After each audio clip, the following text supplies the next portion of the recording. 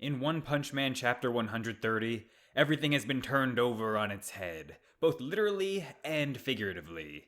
We finally got to see Tatsumaki show her full Loli power, and what a fearsome power it was. She ripped the entire Monster Association right out of the ground, exposing them to a basement dweller's worst fear: sunlight. In the process of ripping up the base, she protected all of the heroes with a barrier. Well, all of them except one. Poor Zombie Man is being left behind because his homing beacon was in his clothes, which were inevitably separated from his body after being blown to pieces multiple times. These turn of events were extremely lucky for the other heroes, though, as basically all of them were losing their battles. Child Emperor was about to drown, and Pig God was in the midst of being eaten. Pooty Pooty Prisoner gets the best line in the entire chapter, saying he thought his ass was glowing all of a sudden. It seems he really can't get ass out of his mind.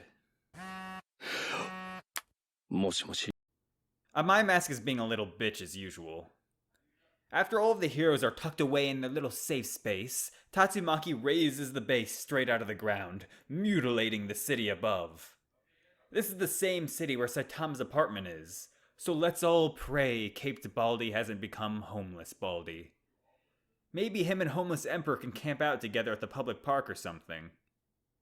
King almost dies from a falling elevator after not being able to press the handbrake hard enough. You would think after all the gaming he does, that he would have a much stronger grip, but I guess not.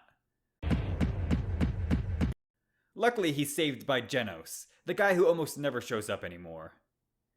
The chapter concludes with Psychos pulling off another random sexy pose and facing off against Tatsumaki at the peak of the Monster Association. My guess is the next chapter will be the conclusion of their fight, as I don't really see what else they could do at this point. Almost all the heroes are in Tatsumaki's bubbles, and there are no other relevant fights going on at the moment.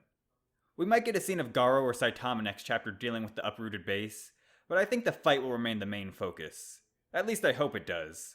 I've been enjoying this arc, but it's been going on for a long time now, and there have been a lot of cuts in between fights. I think it's about time it starts going into overdrive and actually stay focused on the main fights and progress at a faster pace.